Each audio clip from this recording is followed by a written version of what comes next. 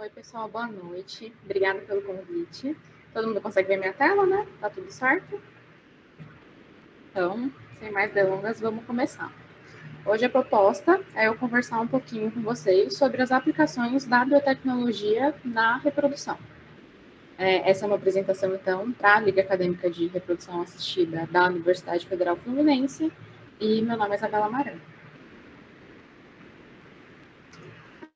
A Rebeca já gentilmente me apresentou, mas só comentando um pouquinho com vocês, então. Minha formação é em biotecnologia, né? Eu sou engenheira biotecnológica pela Faculdade de Ciências e Letras da Unesp de Assis. Eu estou terminando a especialização em gestão da qualidade em centros de reprodução assistida pela Embriológica, concluí MBA Junior Leadership em gestão de negócios pelo BBF Chicago. Eu sou embriologista sênior e eu estou atualmente como coordenadora do Laboratório Barra Embrio. Eu também sou professora, consultora e pesquisadora em fertilização in vitro na minha empresa de treinamentos, a EmbryoHelp. Prazer conhecer vocês. Pessoal, eu vou pedir para vocês irem me cortando, se vocês tiverem qualquer dúvida, tá bom? Porque é uma aula bastante densa em que eu vou apresentar vários conceitos. Eu também vou apresentar vários conceitos de reprodução animal, que talvez vocês não estejam tão familiarizados. Então, podem ir me cortando se eu utilizar algum termo que para mim é cotidiano e para como eu não conheço o público, né? Talvez para vocês não sejam, tá bom? Podem ficar à vontade para me interromper. Então, hoje a gente vai conversar um pouquinho sobre introdução e definições, correto? Não tem como a gente falar sobre biotecnologia da reprodução sem apresentar os conceitos principais para vocês. Aí a gente vai conversar um pouco de forma resumida sobre as principais biotecnologias reprodutivas. E no final, eu vou dar algumas perspectivas futuras de quais são as tendências do mercado para vocês. Em um primeiro momento, é importante definir o conceito de biotecnologia. E aí eu gosto bastante dessa definição da Enciclopédia Britânica, porque além de simples, ela também acaba sendo muito abrangente, no sentido de, ao se explicar muito, algumas definições elas acabam limitando atuações da biotecnologia. E como ela é uma área super ampla, conforme eu vou comentar com vocês, eu acredito que essa seja a melhor maneira de definir, por isso que eu trouxe aqui para vocês, que seria o uso da biologia para resolver problemas e criar produtos úteis. Então, a partir disso, eu gostaria que vocês tivessem em mente que toda vez que eu falar biotecnologia, a partir de agora, eu quero que vocês lembrem na síntese da própria palavra. Eu estou utilizando recursos biológicos para melhorar algo. Então, a gente vai sempre pensar nesse sentido de a tecnologia como algo que resolve problemas e, claro, a parte do bio, que tudo isso está relacionado em contextos da própria biologia. Qual é o problema? Quando a gente utiliza um termo tão amplo e principalmente utiliza uma definição em que cabem tantas implicações. Não sei se vocês já chegaram a ver esse meme, ele é muito comum entre o pessoal que faz biotecnologia ou áreas correlatas, cursos correlatos, que é do Amaral. Ele estava dando uma entrevista uma vez e aí virou meme, porque ele chegou a comentar, olha, não tenho do reclamar. Estou feliz da vida, minha filha está aí fazendo biotecnologia, eu nem sei o que é. E aí a gente costuma utilizar bastante esse meme na área, porque a gente já tem o próprio bordão do biotec no quê? O que faz? E aí, realmente, por ser uma área de atuação muito ampla, chega a ser até difícil da gente explicar o que é biotecnologia, da gente explicar quais são as principais ferramentas, o que a gente tem a partir disso. Então, eu trouxe o meme aqui para vocês só para exemplificar e não esquecer de falar essa parte, que é biotecnologia acaba sendo muitas coisas. Acaba definindo um grande leque, inclusive quando a gente vai falar sobre reprodução, que eu vou trazer o conceito já para vocês também, e a gente vai fazer o link entre essas duas palavras.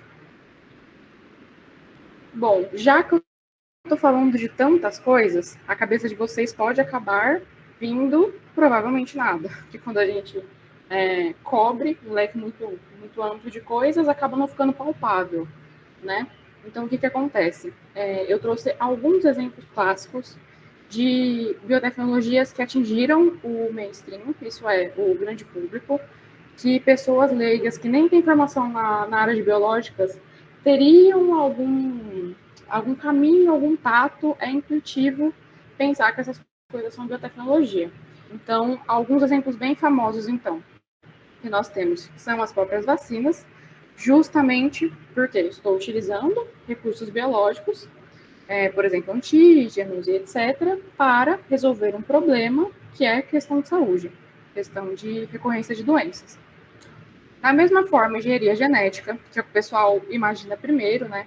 Questão de células-tronco, CRISPR-Cas9, biocombustíveis, geralmente é um link simples, comum, que as pessoas fazem também, justamente por conta da sustentabilidade, e uma grande área de atuação da biotecnologia é a questão de sustentabilidade. E alimentos transgênicos, que já vai na parte de o pessoal imagina, tem um imaginário de edição gênica e nesse sentido.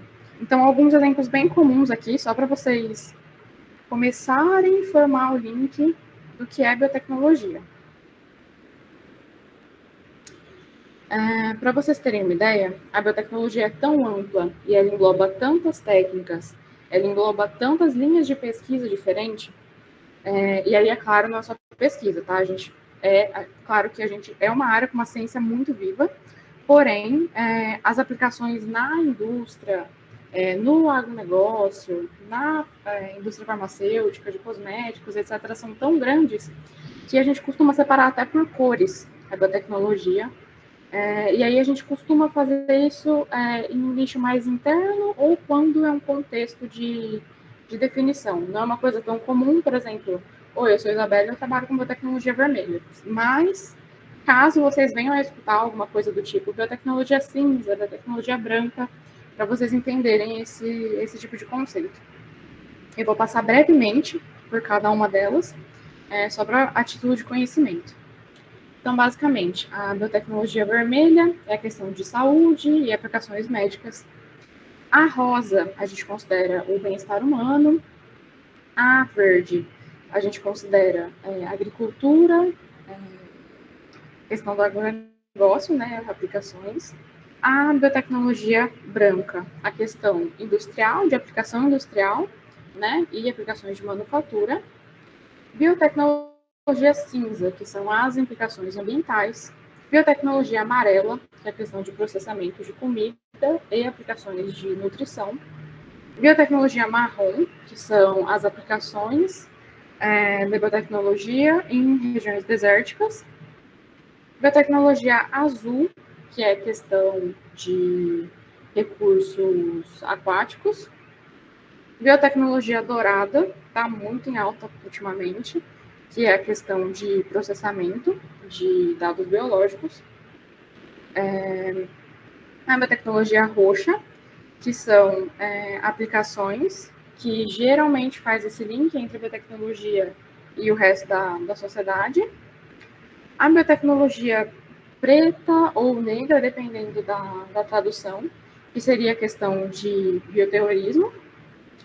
E a biotecnologia branca ou clara, dependendo da tradução, que é a questão de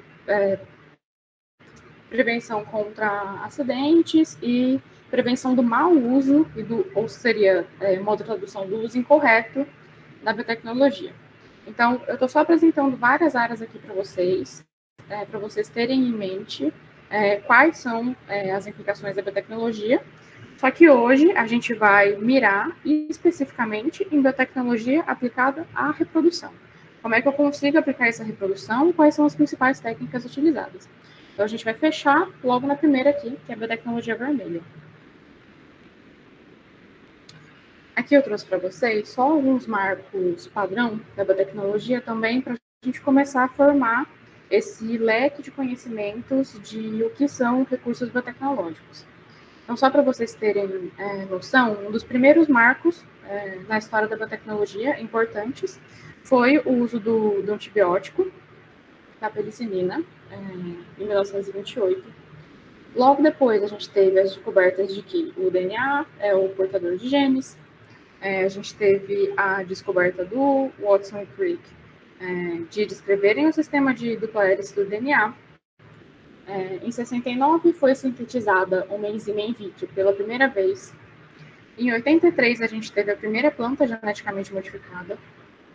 Em 97 a gente teve a ovelha Dolly, que foi o primeiro clone de um mamífero.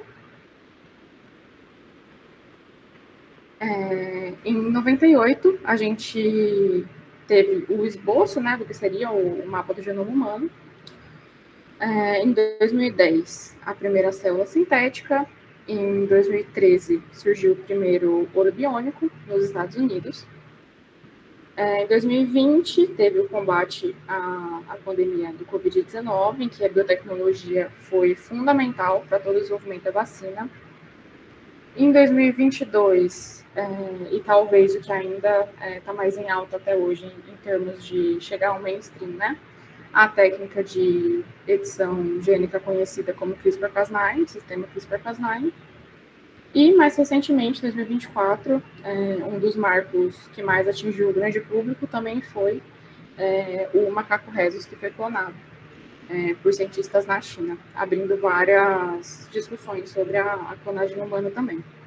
Esses são só alguns marcos, e percebam como a biotecnologia é um conceito relativamente novo.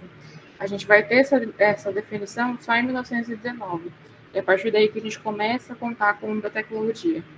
Porém, pelo que a gente chama de biotecnologia primitiva, ela sempre existiu, porque os próprios processos de fermentação, como produção de pães, produção de vinho, elas são consideradas também ferramentas biotecnológicas pelo próprio processo de fermentação e vinificação, eles serem feitos a partir de organismos vivos.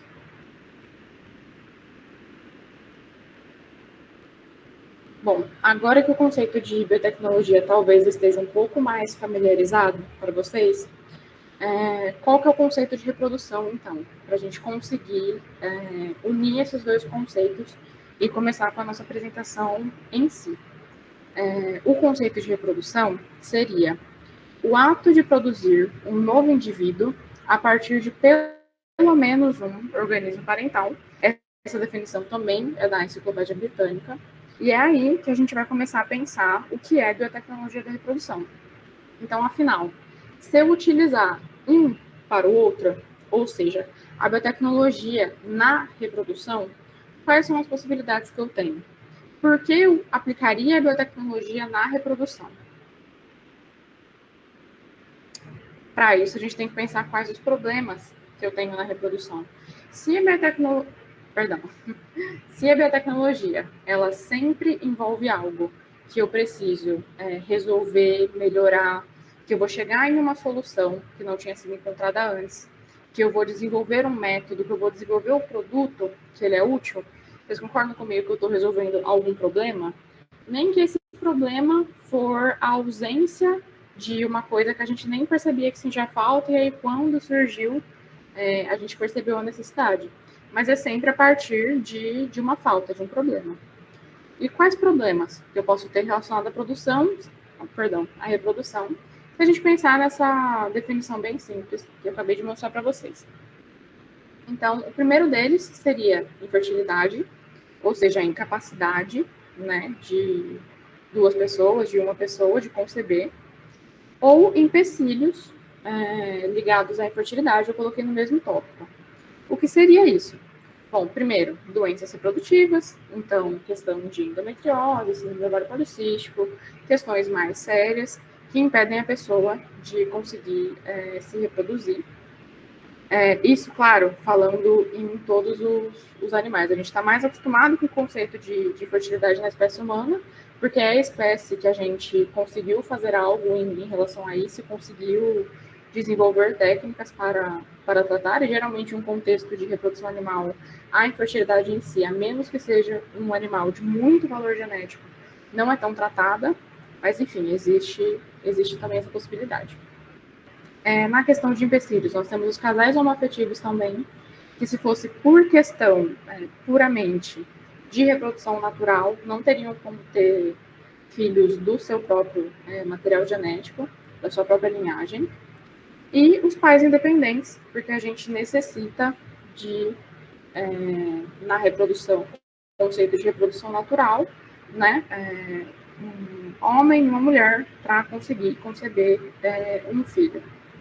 Então, tem todos esses problemas que a biotecnologia está atuando para resolver.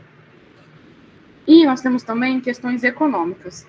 O que é isso? É claro que aí a gente entra puramente em reprodução animal, em questão de pecuária, questão de comercialização de cavalos também, de maior valor econômico.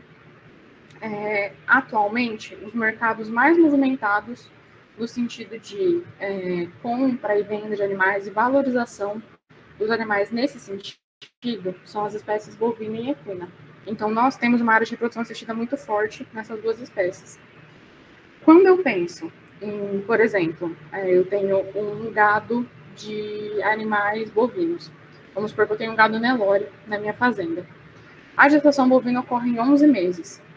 Se eu tenho, por exemplo, 100 cabeças de gado e eu resolvo fazer uma monta natural, eu solto um touro em alguns lotes para fazer essa questão da concepção natural, as taxas que eu vou ter vão ser baixas, considerando a otimização que eu poderia estar tendo e o lucro que eu poderia estar tendo também em relação a essas matrizes, a esses animais.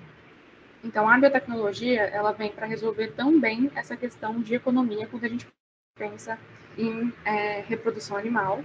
Por conta disso, ela vai ajudar a reprodução a esse gado, esse conjunto de animais, a atingir o seu potencial máximo para tanto melhorar a genética o máximo possível desses animais, aumentar a produtividade, quanto aumentar a quantidade também. E aí sim, ir movimentando o mercado.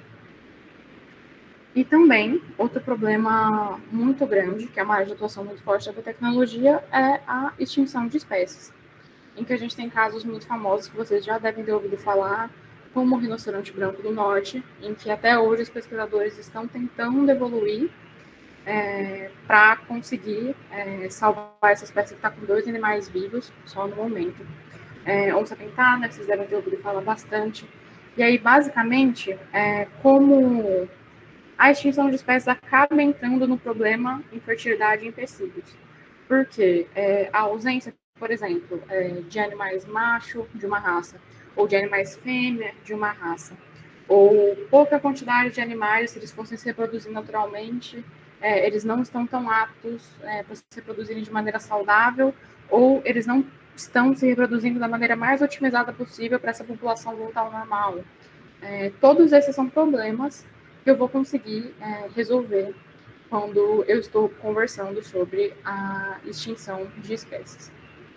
Então, basicamente, esses são os 3 principais problemas quando a gente para e pensa sobre a reprodução. Logo, a biotecnologia ela vai atuar resolvendo esses problemas e visando sempre otimizar um desses. Nessa apresentação, eu vou apresentar algumas possibilidades para vocês, da gente aplicar a biotecnologia na reprodução, a partir de técnicas que a gente pode chamar de aplicações da biotecnologia na reprodução, ou biotécnicas, ou biotecnologia da reprodução. Vocês vão escutar termos nesse sentido. Eu trouxe 9 principais técnicas para vocês hoje, então a gente vai pincelar cada uma delas e eu vou demonstrar um resumo sobre cada uma funciona, como cada uma funciona, e é basicamente isso. Vamos lá. A primeira técnica que eu trouxe para vocês é a inseminação artificial ou inseminação intrauterina, que é um termo mais usado na espécie humana. Existe uma outra possibilidade de inseminação também, que a gente chama na reprodução animal de IATF, que seria a inseminação artificial em tempo fixo. Eu vou explicar para vocês o que é também. Então, são essas 3 possibilidades de inseminação. Inseminação artificial e inseminação intrauterina são termos análogos.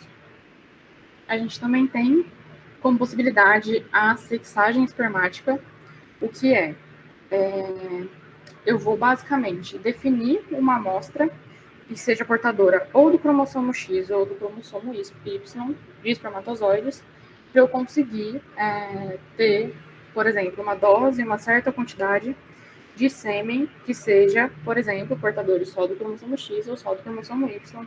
E aí, com isso, eu consigo uma prole que seja majoritariamente fêmea ou majoritariamente macho.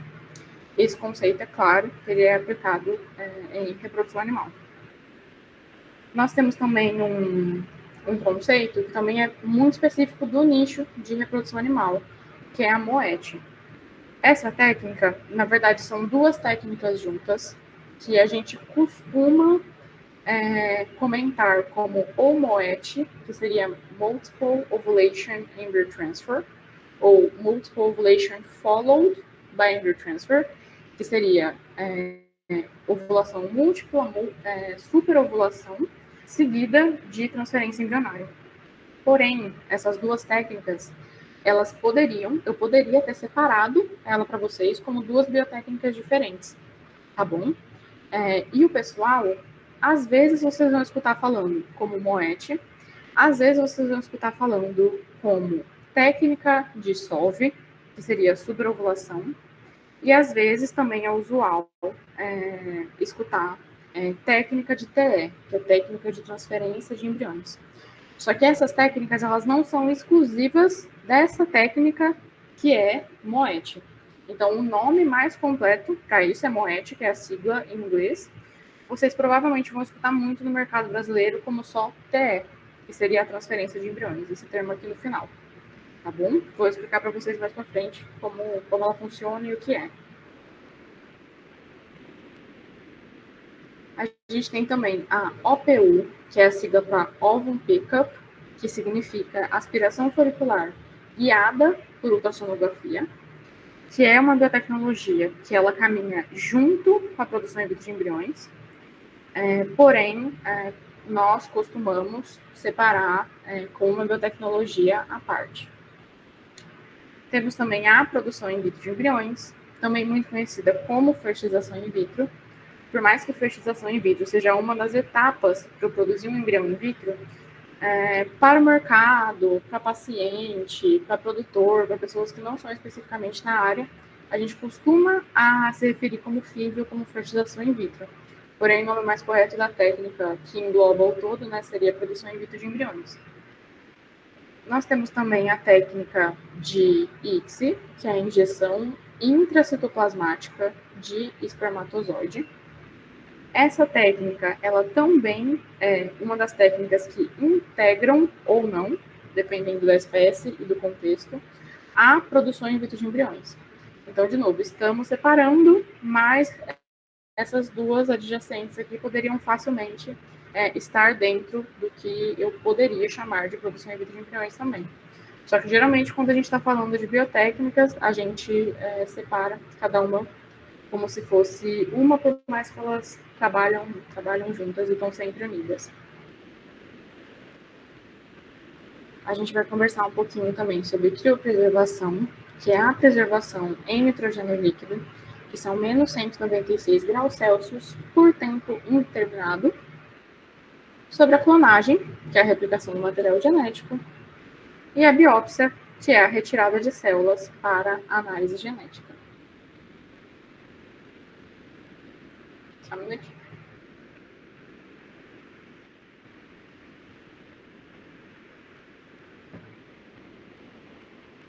Bom, comentando um pouquinho melhor sobre cada uma delas, em específico. Primeiro de tudo, a inseminação artificial, ou, como eu já adiantei para vocês, inseminação intrauterina, que a gente costuma utilizar em reprodução humana, mais esse segundo termo. Reprodução animal, vocês vão ouvir falar como IA ou inseminação artificial também. Bom, ele é considerado um procedimento de baixa complexidade, porque a gente tem basicamente só o tratamento do sêmen, e a questão do protocolo hormonal, na paciente, isto é, dependendo da espécie. Eu vou utilizar ela quando eu tenho o problema de falha de concepção natural, quando a gente pensa em reprodução humana, e baixos índices de prenhez na propriedade, quando a gente pensa em reprodução animal. Só contextualizando para vocês, em reprodução animal, lembrando o exemplo de, por exemplo, um lote de vacas Nelore, numa fazenda que eu tinha comentado, que é um gado muito popular que a gente tem aqui no Brasil.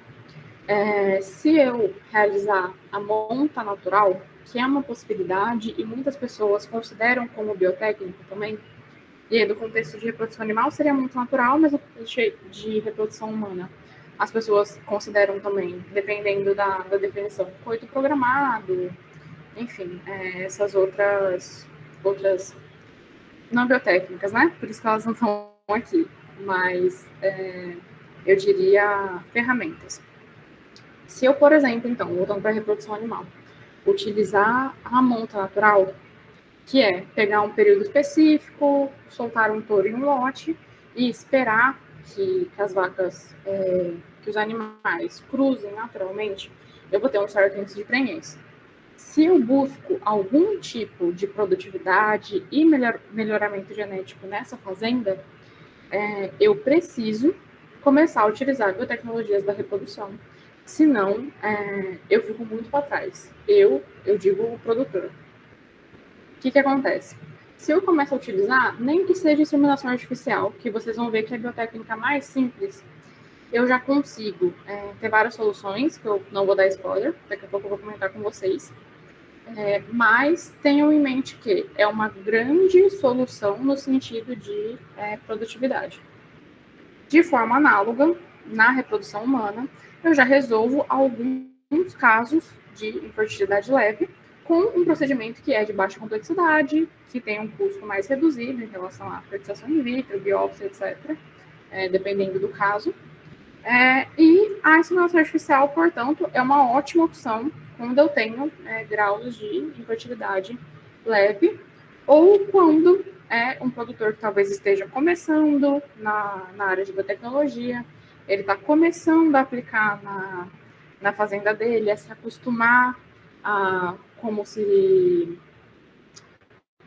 portar em relação a manejo, como se organizar em relação a estruturar a fazenda, porque a gente tem que ter uma estrutura específica de, enfim, frete, etc., no curral, mas é uma ótima opção de entrada que resolve vários problemas, dependendo da situação.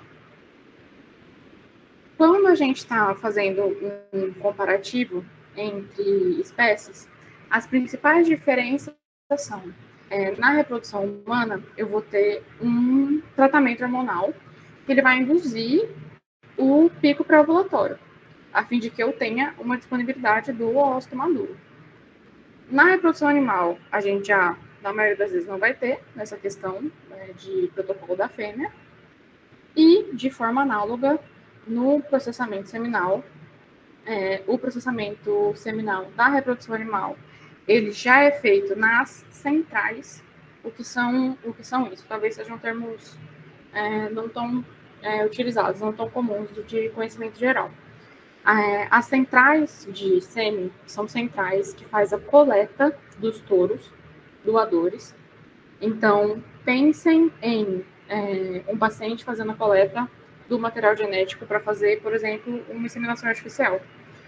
Eles fazem a coleta desse touro e aí todo o tratamento é feito nessa central. Dificilmente o sêmen chega a fresco para o tratamento nos laboratórios de fertilização in vitro ou a fresco ali para a própria inseminação. O que as centrais de sêmen realizam? Elas fazem a coleta, elas fazem já o espermograma, os dados necessários que possibilitam que esse sêmen seja comercializado para provar que ele é de qualidade, provar que ele tem os parâmetros necessários para conseguir ser utilizado tanto para inseminação artificial quanto para fertilização in vitro. E todos os procedimentos eles são realizados nessa central, as doses são congeladas e é feita a comercialização do sêmen animal. Então, essas doses, quando eu falo doses, é a questão das palhetas de sêmen, imagine como se fossem os canudos, e aí o sêmen com o crioprotetor vai estar nessas palhetas, criopreservado a menos 196 graus Celsius no nitrogênio líquido. Ok, esse é o processamento seminal quando a gente fala de reprodução animal. No momento que eu vou inseminar, o veterinário precisa apenas aquecer essa dose de sêmen e já fazer o procedimento de inseminação, que também é por via intravaginal, como na reprodução humana. Já na reprodução humana, a gente tem a coleta desse paciente.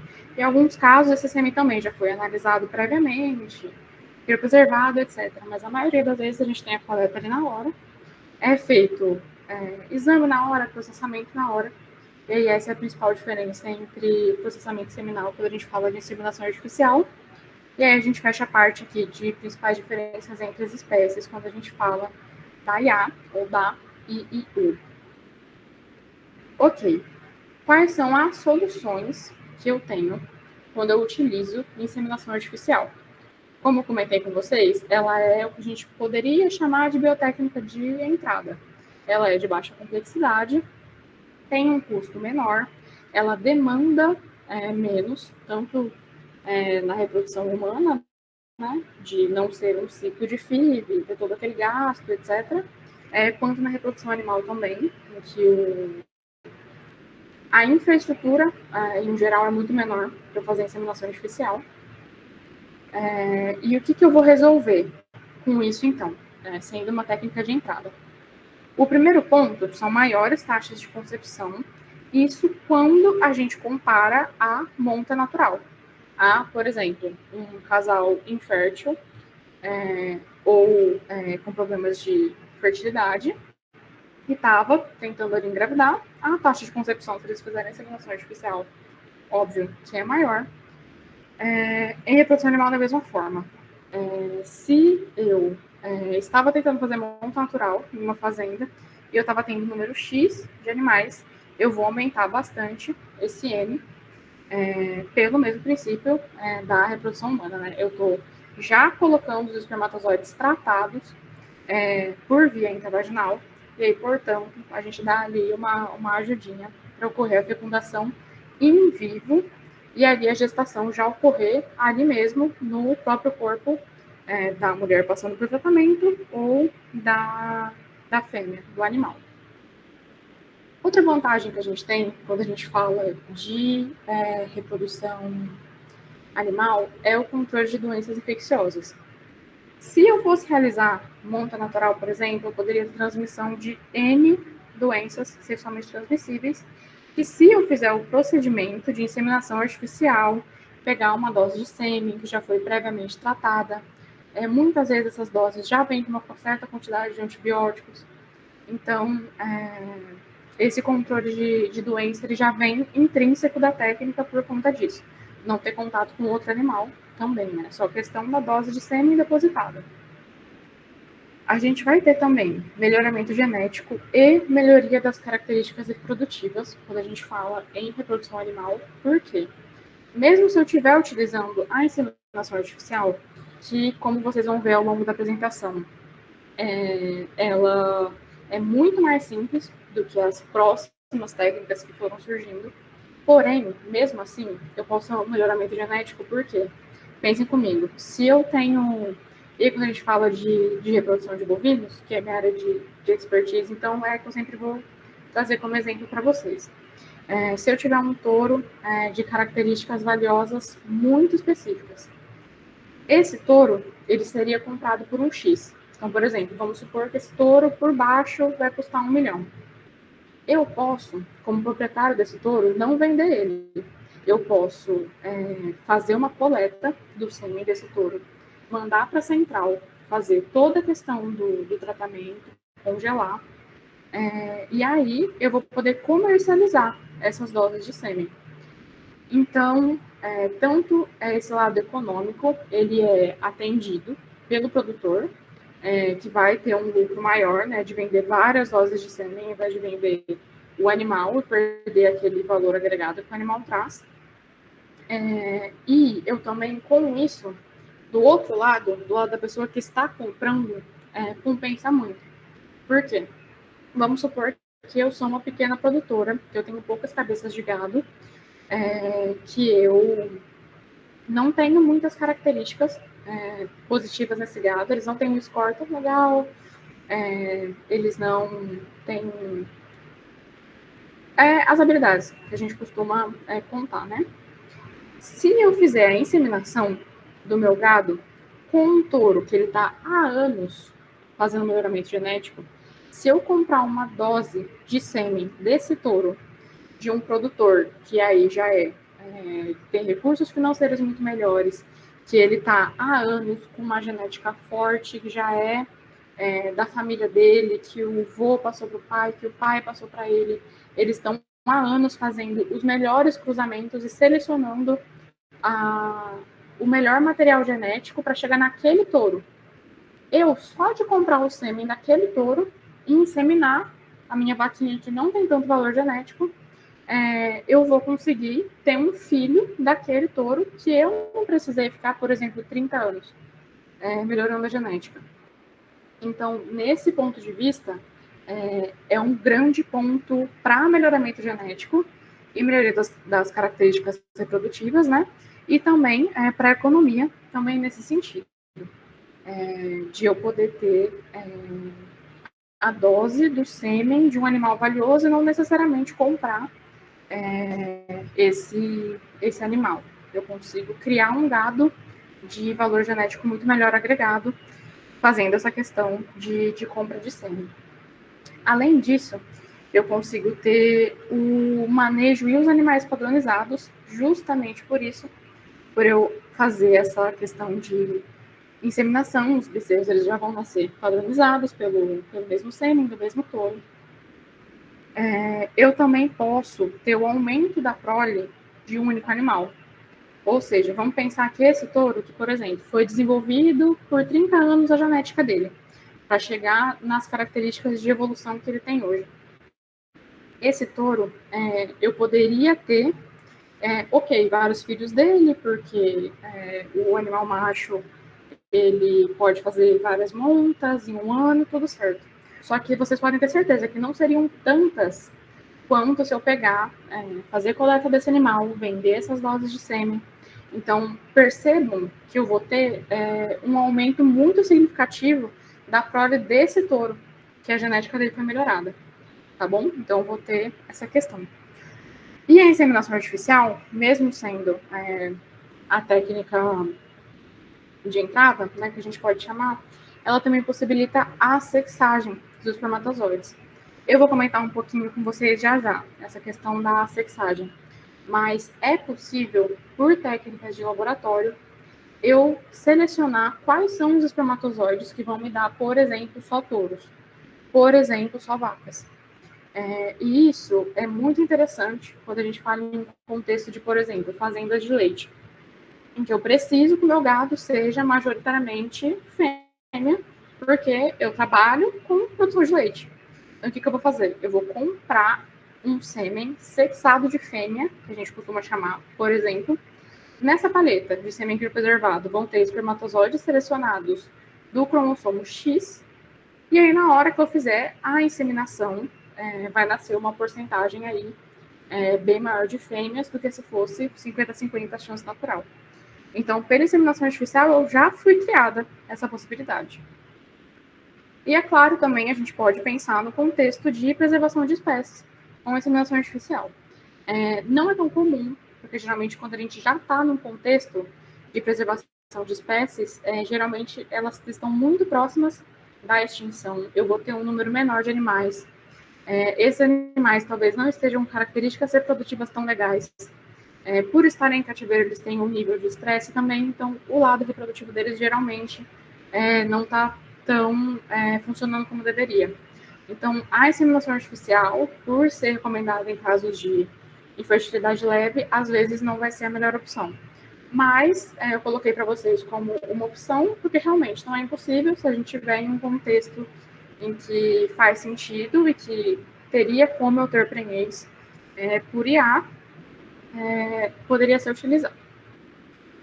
Quais são as limitações da inseminação artificial? Bom, primeiro caso que eu comentei com vocês, infertilidade severa. Pode ser que eu realize inseminação artificial e, a paciente não engravide quando eu estou tratando de reprodução humana, ou 2, quando eu estou tratando de reprodução animal, os meus índices da fazenda não vão ser tão legais. Geralmente, os índices de inseminação artificial são muito bons, muitas vezes eles são maiores do que os da fertilização in vitro, mas eles possibilitam, por ser mais simplificado, eles não possibilitam algumas soluções que a FIV vai trazer. Caso você tenha nos perguntado por que a gente usa FIV, então, reprodução animal, né? Se, em tese, os resultados de inseminação artificial são maiores. Mas aí já fechei esse parênteses, espero que eu tenha respondido.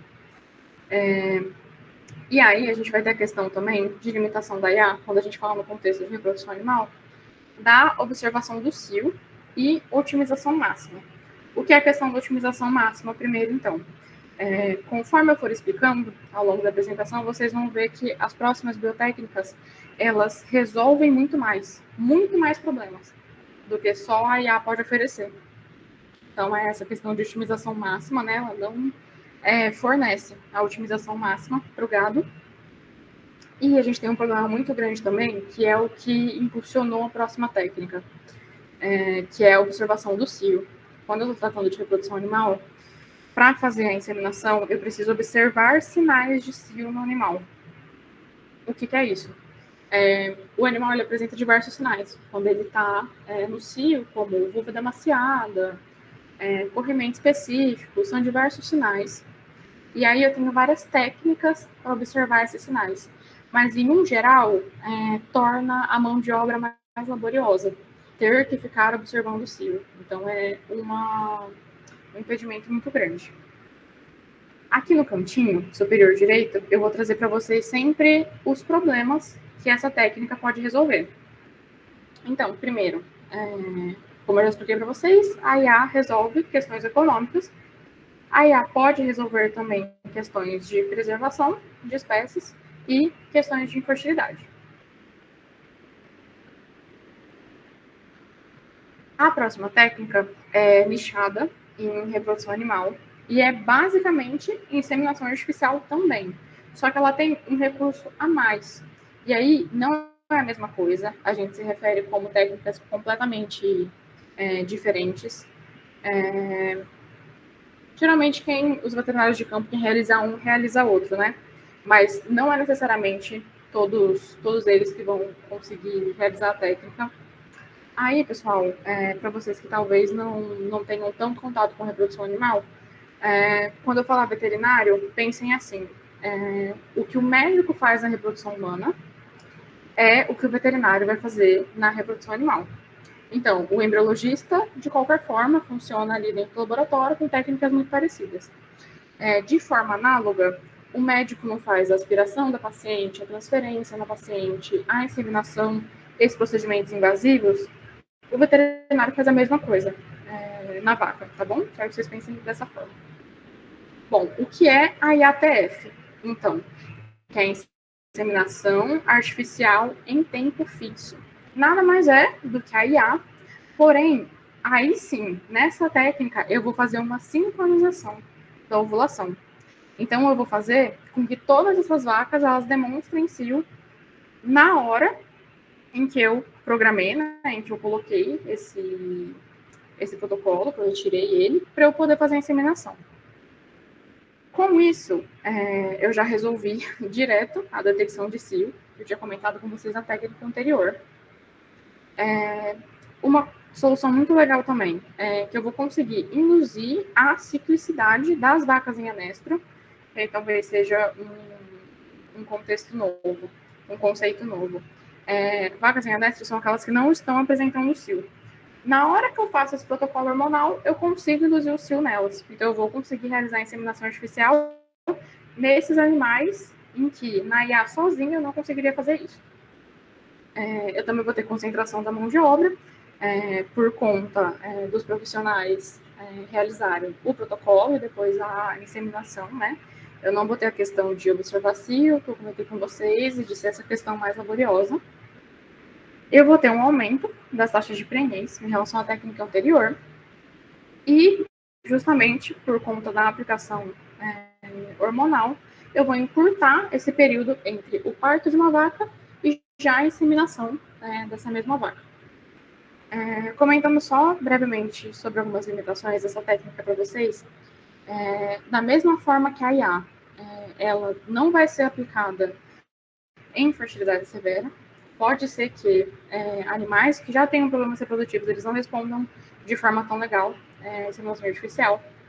E, novamente, otimização máxima, porque as próximas técnicas, elas vão resolver de forma mais efetiva os problemas apresentados.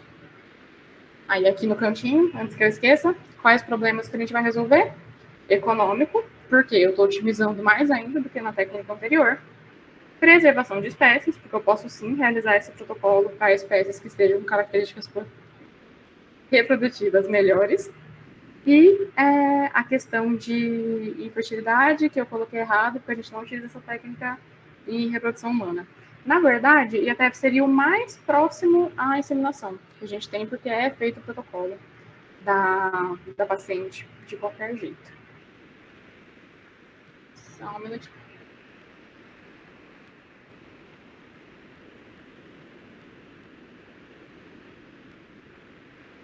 Dando continuidade, quando a gente fala de sexagem espermática, também é em contexto específico de reprodução animal, por conta do que eu comentei com vocês.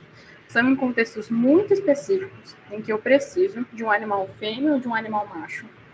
Porque, por exemplo, o que acontece em fazendas de leite?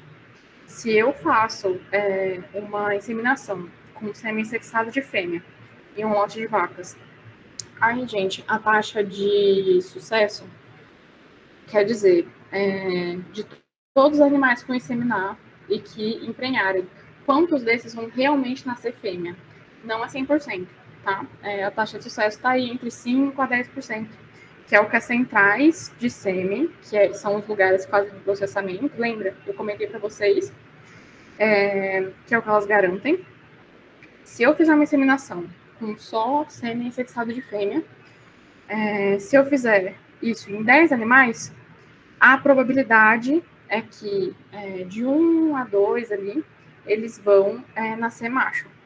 O que acontece? Em um contexto de fazenda leiteira, já é muito mais lucro do que se eu tivesse 5-5, correto? Então, é basicamente isso, a porcentagem que a gente tem. Por definição, o que é a sexagem espermática? Vai ser a seleção dos espermatozoides do cromossomo X ou Y. Vocês devem lembrar das aulas de genética, embriologia, reprodução.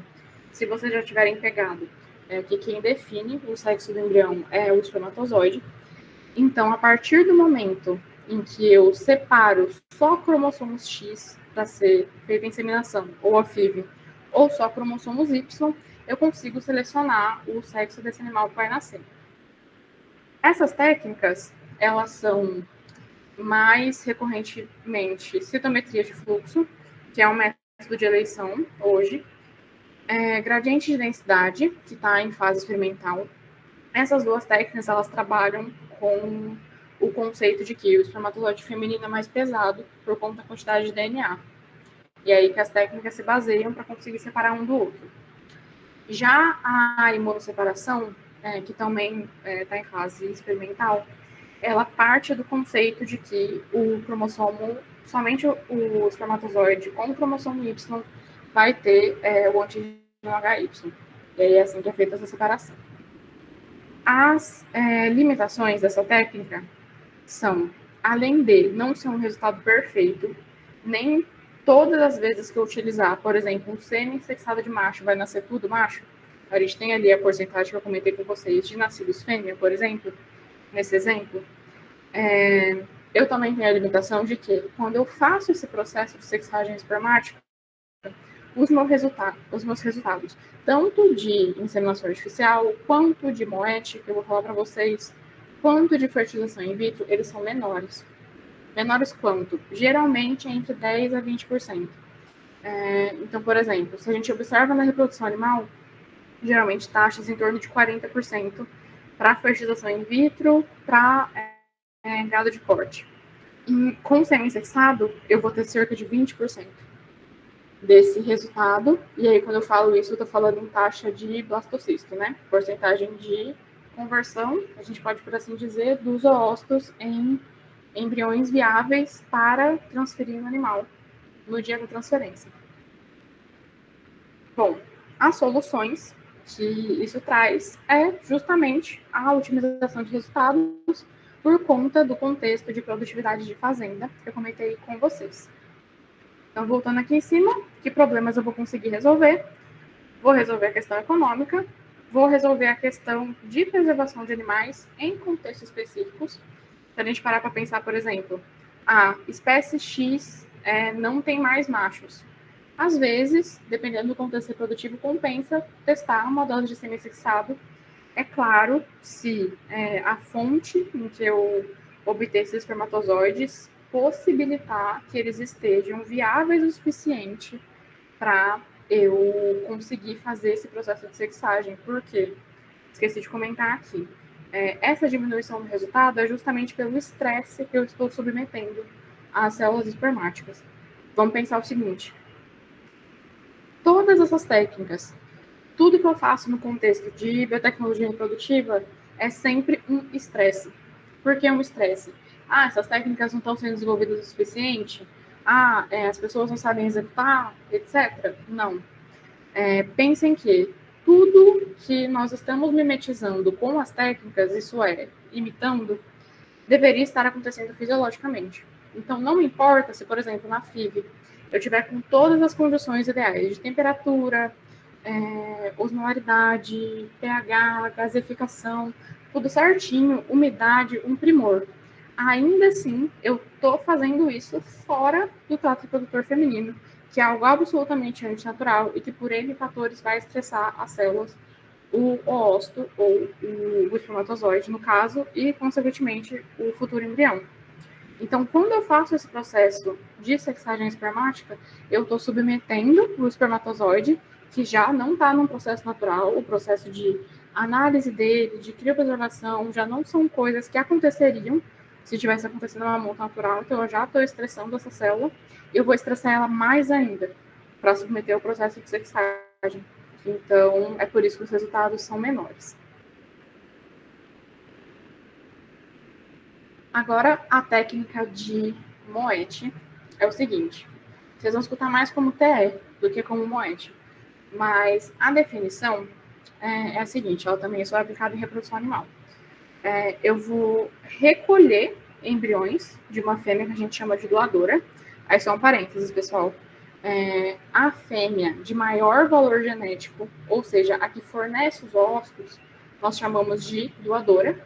E a fêmea que vai receber esse embrião e executar a gestação propriamente dita, parir, é a receptora, tá bom? Então, doadora de quê? De óvulos, receptora de quê? De embriões. Então, voltando à definição da técnica, eu vou recolher embriões dessa fêmea doadora, e aí reparem, embriões e não óvulos, já vou explicar para vocês a técnica, e eu vou transferir eles para uma fêmea receptora, com a finalidade dessa fêmea completar o período de gestação. Como funciona essa técnica? Eu vou pegar uma doadora de maior interesse genético, eu vou fazer um protocolo de superovulação, ou seja, eu vou ter vários óvulos maturados disponíveis para fertilização. Vou realizar a inseminação artificial nessas vacas. Com isso, no ambiente uterino, eu vou ter vários blastocistos, ou eu deveria ter nessa etapa. Geralmente a gente encontra entre mórulas, blastocistos iniciais e blastocistos, no que seria o 7º dia de desenvolvimento, quando a gente fala no contexto de reprodução bovina. Então, pensem que vão ter vários embriões nesse útero. O que é feito? É feito uma técnica que a gente chama de flushing, em que o veterinário vai lá, ele vai fazer uma lavagem desse útero, que também outro termo comumente utilizado é a colheita de embriões. Eu vou fazer um sistema de lavagem em que eu vou conseguir pegar esses embriões. Esses embriões eles vão para um líquido, que vão chegar em um tubinho. Pensem como se fosse o tubo de aspiração folicular que chega na mão do embriologista. Aqui é muito parecido. É basicamente um tubo com, ao invés de ser líquido folicular, é o líquido de lavagem com os embriões. E aí eu vou ter que fazer a busca e o rastreio desses embriões, como se fossem os ossos da paciente. Esses embriões eu vou selecionar, e é aí que surgiu uma técnica muito legal também, que é a criopreservação de embriões. Foi quando ela começou a ser utilizada na reprodução animal. Por mais que essa técnica não seja executada em reprodução humana, por motivos óbvios, né, gente? A gente está tratando com pais que querem ter filhos do próprio DNA. Não faz sentido a mulher ser uma máquina de produzir vários embriões e esses embriões serem coletados e transferidos em vários outros pacientes, por motivos óbvios. A gente só faz isso para otimizar em contexto de reprodução animal. Aí surgiu-se a possibilidade de criopreservação. O que é isso? Eu consegui, pela primeira vez, congelar esses embriões, criopreservar eles, e aí que surgiu a venda de embriões no mercado de reprodução animal. Isso é muito recorrente, tá, gente? É muito normal. Se vocês entrarem em qualquer site de qualquer laboratório de produção in vitro de embriões ou FIV, vocês vão ver venda de embriões Nelore, acasalamento tal, que seria o touro tal, que é muito bom, com a vaca tal, que era muito boa. E aí fizeram vários embriões desse acasalamento muito bom específico e você vende o embrião, tá bom? E aí tem um preço por embrião, tem uma porcentagem de prenhez garantida em algum dos casos, e é basicamente isso. E aí, essa possibilidade começou com essa técnica de TE, né, que o pessoal comenta.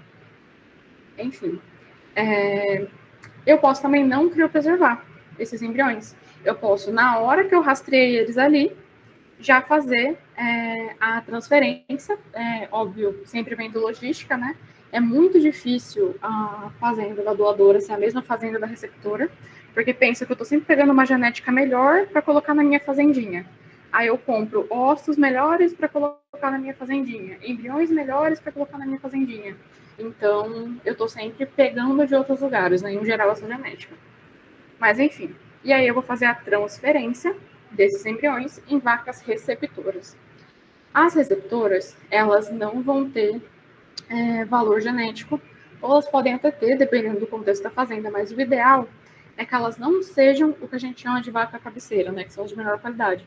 É que elas sejam vacas que, é óbvio que elas têm que ter boas qualidades, senão elas não vão responder ao protocolo hormonal, que é a questão de sincronização do ciclo delas, para elas entenderem que elas estão grávidas de 7 dias, e aí sim a gente fazer a transferência de um embrião de 7 dias de vida para essa vaca e ocorrer nidação, implantação, tudo certinho no útero, essa gestação ser a termo, até gerar um nascido vivo. Mas enfim, é esse o contexto. Eu vou superovular uma vaca, fazer a inseminação. Tenho vários embriões nessa vaca. Faço a lavagem do útero, faço o rastreio dos embriões, seleciono, transfiro nas vacas receptoras. Ok? Essa técnica, assim como as anteriores, pelo mesmo motivo, vai fazer o controle de doenças infecciosas, porque eu não estou permitindo contato entre os animais. Eu vou melhorar a genética por conta desse mesmo ponto, porque aqui, gente, eu comecei a poder escolher melhor os óvulos que eu vou utilizar. Isso, claro, em um contexto em que eu estiver comprando, no caso, esses embriões, né, para transferir. Eu posso usar como máquina de embriões uma doadora que seja de um valor genético maior já. E aí utilizar o sêmen, que já é de valor genético maior, e fazer a inseminação. Então, já começou a permitir isso também. Pelo mesmo motivo das técnicas anteriores, o manejo dos animais são padronizados, por conta da inseminação artificial, né? Foi a primeira técnica que a gente teve a possibilidade de comercializar os embriões. E é claro que a gente teve também um aumento da prole de um único animal. Do macho, é por conta da questão de vender doses de sêmen, que eu comentei com vocês, criopreservadas. E da fêmea, que era porque, pensa comigo, se uma fêmea ovulasse e eu inseminar ela, ela vai ficar 11 meses parada e eu vou ter um bezerro nascido, ok? Agora, se eu superovular essa fêmea, inseminar ela e eu conseguir, por exemplo, 15 embriões dessa rodada, mesmo que os 15 embriões estejam em 15 receptoras diferentes, os embriões vão ser dessa vaca. Então, eu vou ter a disseminação genética desse animal também. De uma forma tão efetiva quanto a FIV? Não, mas da forma que foi feita na época. Bom, quais as limitações da ATE? Infertilidade severa, então às vezes as vacas não vão conseguir responder ao protocolo, e eu não tenho otimização máxima ainda. Quando eu falo otimização, é sempre no contexto de reprodução animal e de melhoramento genético, e maior potencial econômico da fazenda também, ok? Ou do Aras. Então, quais problemas nós vamos resolver? Questão econômica, por conta disso, eu posso ter comercialização de embriões, eu vou utilizar as minhas vacas de maneira muito melhor, porque ela não vai ficar parada gestando as minhas vacas de boa qualidade. Elas vão ficar produzindo embriões, vou lá, faço a coleta. Aí passa mais um pouquinho, produzo embriões, vou lá, coleto. Eu não preciso nem deixar ela prenha, eu posso retirar todos os embriões. O contexto de preservação de espécie também pode funcionar, de novo, como eu comentei em todas as técnicas anteriores, né, dependendo das habilidades reprodutivas dos animais anteriores. E a questão de fertilidade também está errada aqui porque a gente não utiliza reprodução humana. A próxima técnica é a aspiração folicular, que eu já comentei com vocês também, que pode ser considerada parte da produção in vitro de embriões. Então, a gente pode considerar parte da FIV, a aspiração folicular. Ela é, como eu já comentei com vocês, a aspiração folicular guiada por ultrassonografia. Ela é o padrão ouro para a obtenção dos complexos cúmulo-zoócito. Existem outras técnicas para eu obter esses zoócitos, mas o padrão ouro atualmente é a OPU. Esqueci de comentar, gente. Essa técnica aqui, ó, até ela praticamente caiu em desuso, tá? Muito difícil vocês verem o pessoal realizando ela. Porque quando chegou a FIV, ela resolveu inúmeros problemas que até tinha. Então, ao contrário da inseminação artificial, que é muito usada até hoje, e da IATF também, no contexto de reprodução animal, a TE já caiu em desuso e ela vai dar lugar para a FIV. Bom, quando a gente está falando de aspiração folicular, então, é importante lembrar que é um procedimento invasivo, realizado sob sedação, tanto para a reprodução humana quanto para as outras espécies. O médico ou o médico veterinário que realiza tem que ter muito treinamento e tem que ter uma técnica superior para não prejudicar o animal. Eu consigo, a partir da OPU, aproveitar doadoras que tinham alguns impedimentos reprodutivos, porque eu vou fazer uma inserção via intravaginal e eu vou furar folículo por... gente, esse é um ovário bovino, tá? Que eu deixei na foto. Cada bolinha dessa é um folículo. E a gente consegue enxergar amarelo por conta do líquido, eles já estão com formação de antro. Então, pensa que o veterinário vai vir com a agulha e vai pegar o folículo daqui, o ósito dentro do folículo. Vai vir e pegar o ósito dentro do folículo, até eu recuperar todos os ósseos. Então, aí eu já resolvo inúmeros impedimentos reprodutivos que a fêmea ou a mulher, né, teriam. Eu consigo também aumentar a vida reprodutiva quando a gente fala de um animal. Por quê? As outras técnicas, a gente tem a questão de protocolos, né? Para aspirar, por mais que alguns profissionais ainda façam protocolo hormonal, a grande maioria não utiliza mais. Então, eu vou ter esse aumento da vida reprodutiva da fêmea.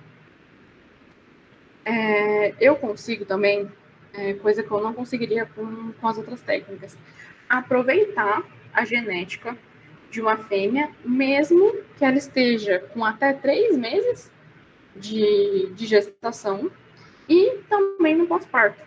Eu consigo também utilizar novilhas que são vacas aí, às vezes com 1 ano de vida, em torno disso, eu já consigo aproveitar as características reprodutivas por meio da aspiração folicular, ok? E, além disso, a aspiração folicular também permite que a gente realize esse procedimento pós-mortem, que seria se o animal já veio a óbito. Então, isso é muito interessante, tanto para um animal de grande valor genético, e acontece, gente, de, por exemplo, uma vaca super valiosa acabou de cair aqui na fazenda, vem aspirar. E aí a equipe inteira correr, fazer a aspiração, seleção e voltar para o laboratório para fazer a fertilização desse animal. E é claro, principalmente no contexto de preservação de espécie.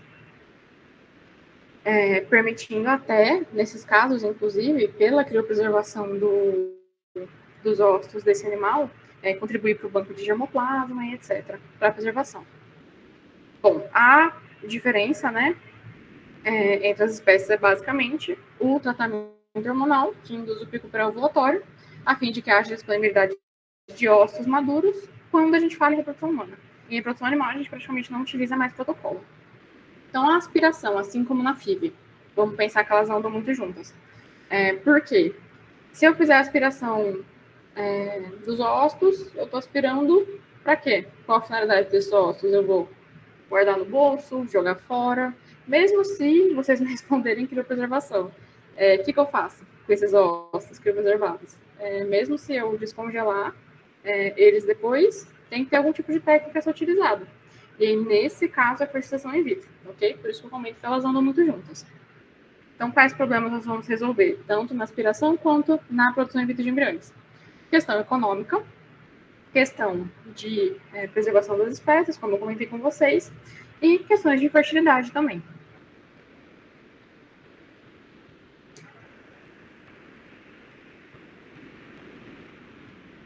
Aqui tem um esquema, rapidinho, que eu acho que meu tempo já está apertado, né? Mostrando a aspiração pós-mortem de ovários bovinos. Então, aqui na luva, a gente vai ter vários ovários. Essas são peças de vacas que foram abatidas. Tem como a gente fazer essa aspiração inserindo a agulha em cada folículo, seria cada bolinha roxa ou amarelada, dependendo do ângulo. Esse aqui é o líquido folicular, gente. E não muito diferente ao que acontece quando a aspiração está acontecendo em vivo, tá? Só que aí está acontecendo por via intravaginal, a gente enxerga só pela ultrassonografia. A aspiração pode ser feita por bomba de vácuo ou só puxando uma seringa, né? E aí, ó, só para vocês perceberem como acontece o procedimento de aspiração folicular, fica mais claro. Cada bolinha dessas é um folículo. Então, dando um zoom nesse folículo, só relembrando, a gente vai ter, né, células murais, células do cúmulos, o osso propriamente dito. Pensem que a agulha vai pegar justamente o líquido, justamente o antro com o ósto. Então, que, portanto, nesse líquido folicular aqui, vai estar cheio do que a gente chama de complexo cúmulo-ósto, que é o estágio em que o ósto está nessa etapa, né? Ela está unida às células do cúmulo. É assim que é realizada a aspiração, assim que eu consigo obter ósseos, tanto da fêmea viva ou pós-mortem. Chegamos à produção in vitro de embriões, que é basicamente o que é a produção in vitro de embriões, ou FIV. Eu vou recuperar os gametas, produzir um embrião dentro do laboratório, mimetizando condições, como se fosse o estado reprodutor feminino, e na hora em que tiver em um estágio que é logo o estágio antes de eu implantar no útero, eu vou pegar esse embrião e vou transferir para que possa ocorrer a anidação e uma gestação a termo ocorrer, ok? A principal diferença entre as espécies é o método de fertilização.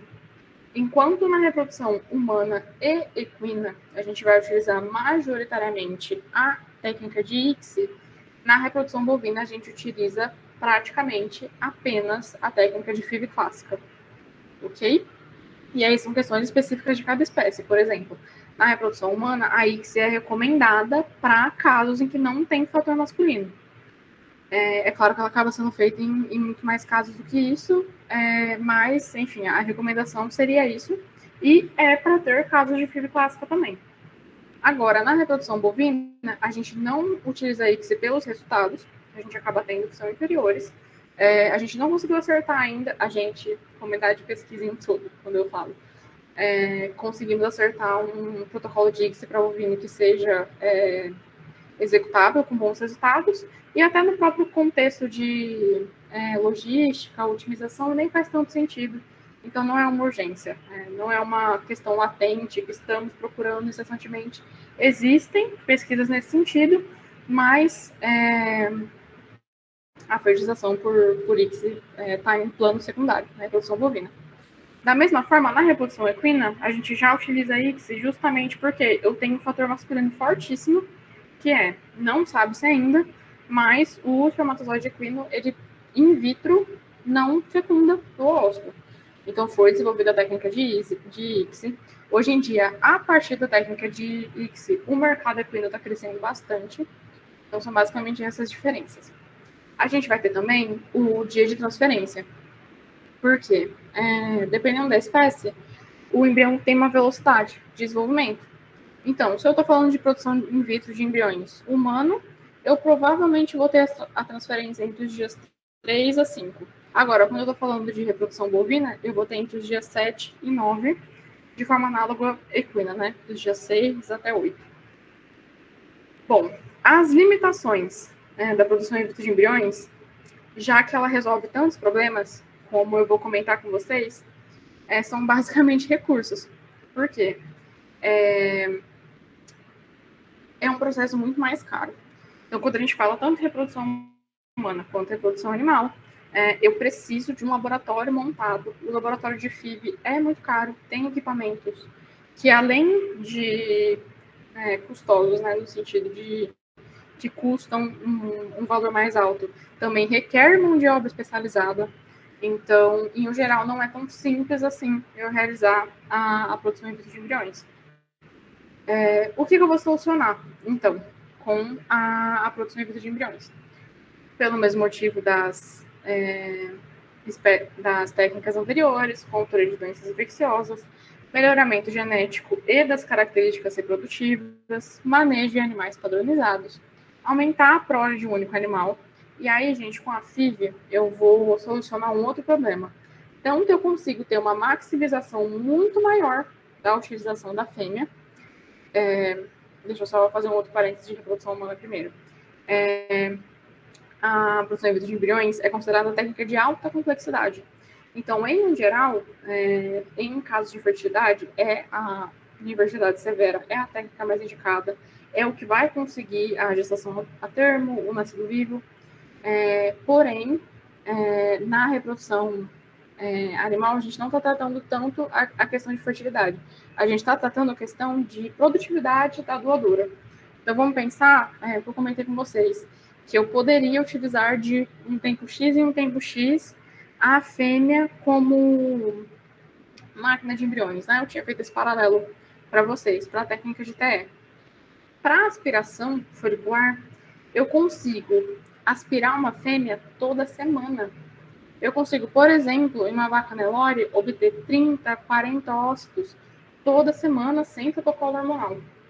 É claro, se com boas condições da fazenda, né? E aí são os mesmos fatores praticamente de reprodução humana, né? Nutrição, fatores de estresse, etc.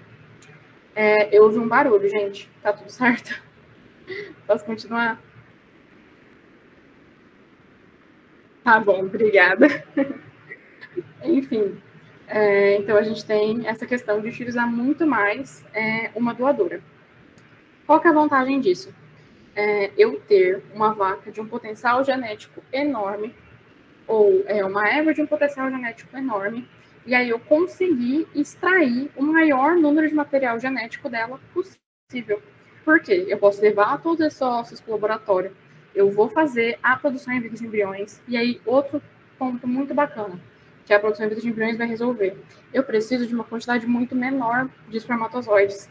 Se na inseminação a gente gasta uma palheta inteira, por palheta, entendam como se fosse um canudinho desse tamanho, para realizar a fertilização in vitro, essa palheta eu vou conseguir inseminar cerca de 30 gotas. Em cada gota, geralmente, a gente coloca 30 ócitos. Então, a gente vai ter aí mais ou menos um número de 900 ócitos fecundados com uma palheta de sêmen convencional. Isso é claro se o produtor tiver escolhido o mesmo acasalamento. A gente tem essa questão também, que a produção in vitro de embriões possibilita. Eu posso, por exemplo, e é muito comum, muito recorrente, pessoal, eu tenho a minha vaca de interesse. Essa vaca, ela tem inúmeros fatores genéticos que eu quero preservar. Ok. ela é uma boa paredeira, ela tem questões de boa maternidade, ela tem score corporal legal, ela produz muito leite, etc. Ela pode ter várias características bacanas.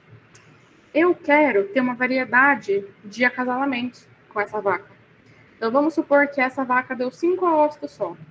Mesmo com 5 óvulos, eu consigo acasalar eles com cada um touro diferente. É claro que a taxa de fertilização e, consequentemente, né, de produção de embriões não é 100%, né? Dessa quantidade de óvulos que eu inseminar, se for, eu acho que eu falei semi-convencional de uma forma leviana, né? Semi-convencional é o que não passou por sexagem, é o que está ali 50-50 praticamente, espermatozoide X e espermatozoide Y. Então, se for uma paleta de sêmen convencional, ou seja, não tratada, que não passou pelo estresse de sexagem, eu consigo ter esses números que são bastante impressionantes. Então, a FIV possibilita tudo isso, quando a gente fala em melhoramento genético. E é por isso que ela está expandindo tanto. No mercado de reprodução animal, ainda utiliza-se bastante inseminação artificial. A gente encontra, vocês podem me perguntar, né, por que Isa, se realmente é uma técnica que melhora muitos pontos, tanto pelo valor quanto pela resistência dos produtores de aderir a algo que eles acham tecnológico demais e talvez avançado demais ali tem uma certa resistência. Então, tem essa questão também. Seguindo. A PIB também foi muito importante para pesquisa de desenvolvimento embrionário inicial. A partir do momento em que a gente conseguiu produzir os embriões in vitro, a gente conseguiu ver como é que ocorre esse desenvolvimento embrionário inicial depois da fertilização. Então, foi muito importante para diversas descobertas no âmbito de embriologia. E, é claro, ela é amplamente utilizada em preservação de espécies. Porque, por exemplo, se eu tinha o ócito como impedimento, agora eu posso, por exemplo, pegar o ócito de um outro animal, que talvez vai estar melhor, com características reprodutivas melhores, e inseminar, fazer a fertilização in vitro, né, a fecundação in vitro, com o sêmen que eu desejar, e aí esse embrião pode ir para uma outra receptora. Ok? Por esses pontos, a produção in vitro de embriões vai resolver muitos pontos econômicos. Para vocês terem noção, pessoal, pensa que eu sou uma proprietária de fazenda pequena. Eu não tenho nada de desenvolvimento no meu gado. Meu gado é de dar dó. E aí, eu vou fazer a compra, por exemplo, ou de embriões congelados, que é possível também, a partir da produção in vitro de embriões. A comercialização de embriões congelados é enorme. Eu posso tanto comprar embriões congelados, então, quanto comprar ossos de uma doadora maravilhosa e sêmen de um touro maravilhoso. E aí, com isso, eu consigo 30, 40 anos, que seja, de desenvolvimento genético, que os outros produtores se mataram fazendo acasalamentos minuciosos, touro por touro, e eu escolho a D da minha genética, que já está desenvolvida, e eu consigo fazer um embrião com aquela genética. Então, eu consigo impulsionar muito a produção das fazendas nesse sentido. Ok? Então, resolvo muitas questões de preservação também, justamente por isso, e questões de infertilidade por conta do fator de infertilidade mais grave. Rapidinho, só comentando com vocês as etapas da produção in vitro de embriões. O líquido folicular, depois da aspiração, ele fica em reprodução bovina, isso aqui, tá, pessoal? Ele fica a 37 graus Celsius e meio. Eu vou fazer a busca desses complexos comuns ao ócito, que é nada mais do que o rastreio ali na placa do líquido folicular para eu ir pescando os ócitos que são viáveis. Aqui, em reprodução bovina, a gente já faz a seleção de quais estão viáveis para ir para maturação in vitro ou não. Tem alguns que a gente chama de não viáveis, que são o quê? Descobriu-se com o tempo que mesmo se eu submeter eles ao processo de maturação in vitro, eles não vão maturar nuclearmente, bioquimicamente, mesmo assim, por conta de características específicas deles. E aí a gente tem toda uma questão com seleção de ócitos. Por incrível que pareça, é uma profissão à parte, até, do embriologista. a gente tem toda uma classificação de morfologia desses ossos, classificação em viáveis e não viáveis, é uma questão à parte. O que a gente vai fazer com esses ossos que a gente rastreou, então? A gente vai lavar no meio de lavagem para tirar resquício do meio do líquido folicular. Eu vou lavar novamente no meio de maturação, porque a gente sempre vai fazer isso na produção in vitro de embriões. O último meio que eu lavar tem que ser o meio que vai para a placa de cultivo, para eu não ter resquício do meio anterior, por exemplo, do meio de lavagem, na minha placa de fertilização, na minha placa de cultivo, que é o que vai ficar mais tempo em contato com os gametas e com os embriões. Então, finalmente, eu vou passar para minha placa de maturação in vitro. Isso em um contexto de pesquisa. Em um contexto comercial, geralmente a gente faz maturação in vitro em tubos. E aí, geralmente são tubos de 5 ml ou menorzinhos. A gente coloca uma quantidade específica de meio e os ossos ficam ali. Eles são transportados até o laboratório, porque a aspiração é feita na fazenda, seleção também. A gente transporta esses ossos já maturando no tubo de maturação in vitro, em um equipamento que a gente chama de transportador de ossos ou incubador portátil, dependendo do contexto. E aí a gente vai fazer esse transporte até o laboratório, já ocorrendo a maturação. Chegando no laboratório, a gente vai passar para a incubadora para finalizar o período de maturação, geralmente entre 21 a 26 horas da espécie bovina. Após esse período, a gente vai ter a fertilização in vitro. Tá trocado os slides, gente. Desculpa. A fertilização in vitro é aqui. Após esse período de maturação, a gente vai fazer a lavagem, em meio de lavagem, depois em meio FIV. E eu vou passar esses ossos para a placa de FIV. Então, a FIV consiste em 2 etapas distintas na reprodução bovina. Eu vou fazer a lavagem dos ossos e a preparação dos espermatozoides. Na hora que eu terminar os dois, eu vou fazer a fertilização a partir de FIV clássica. Nesse esquema eu coloquei a ICSI também para vocês, só para ficar mais ilustrado, tá? A preparação dos ossos é diferente quando a gente vai realizar a ICSI. A gente tem que fazer a denudação desses ossos. E aí, na maioria das vezes, não é por via mecânica, que nem daqui é por via química, a partir de enzima hialuronidase. E aí, com esses ossos desnudos, aí sim a gente vai fazer o processamento seminal, fazer a questão de preparação, que é diferente também, né? A gente precisa colocar os espermatozoides em PVP, para eles ficarem com um lado mais lento, cortar a cauda, ou não, depende do profissional. E aí, realizar a injeção intestoplasmática de espermatozoide.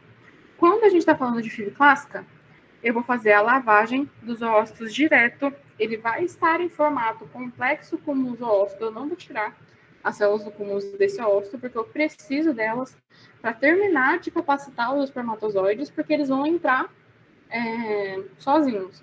Então, por esforços dele, né, a gente já tem estudos que falam da contribuição do próprio ócito na penetração, na fecundação. Porém, acho que vocês entenderam nesse sentido de as células do cúmulo são importantes para a capacitação do espermatozoide. O que eu vou fazer, então? Na hora que eu tiver os espermatozoides selecionados, e aí, em reprodução bovina, geralmente, a gente utiliza só o método de gradiente de densidade, também é conhecido como PERCOL, para fazer a seleção desses espermatozoides. A gente não utiliza swing-up, sperm-wash, essas outras técnicas que são mais para fatores relacionados à infertilidade, né, dependendo do caso. Por quê? Pensem que o sêmen que a gente vai utilizar para fertilização in vitro, na maioria das vezes, vai ser o do melhor touro selecionado.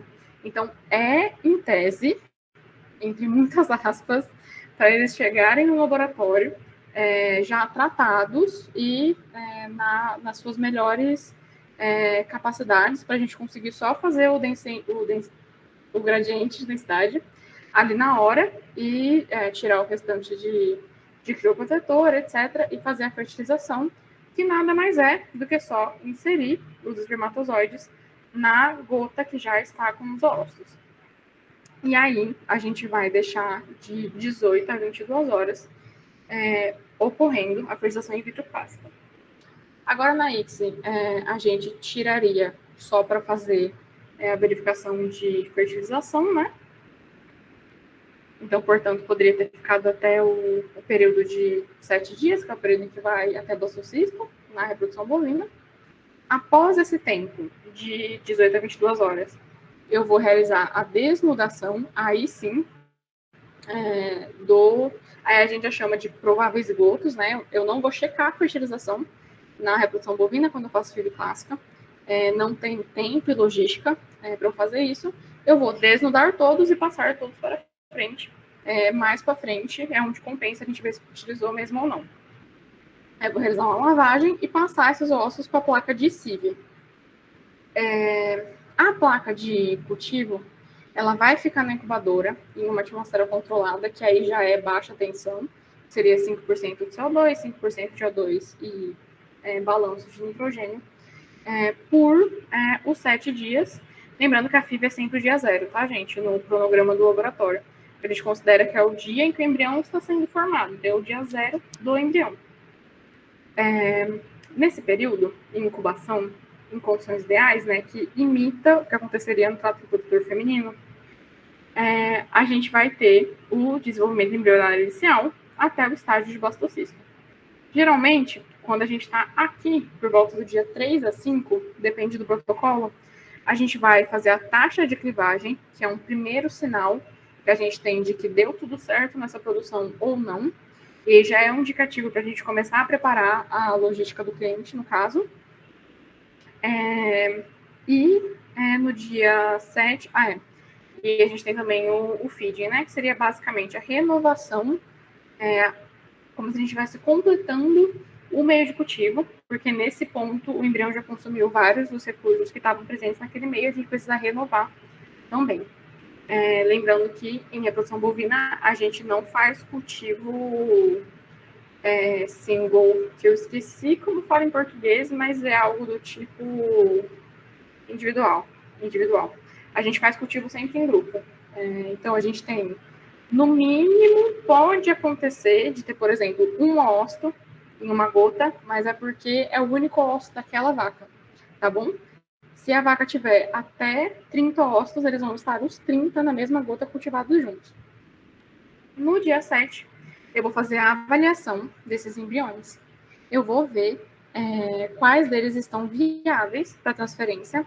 Com viáveis, eu quero dizer características morfológicas de qualidade aptos para serem transferidos, ou seja, eles estão demonstrando sinais de que percebemos na literatura que dão prenhez.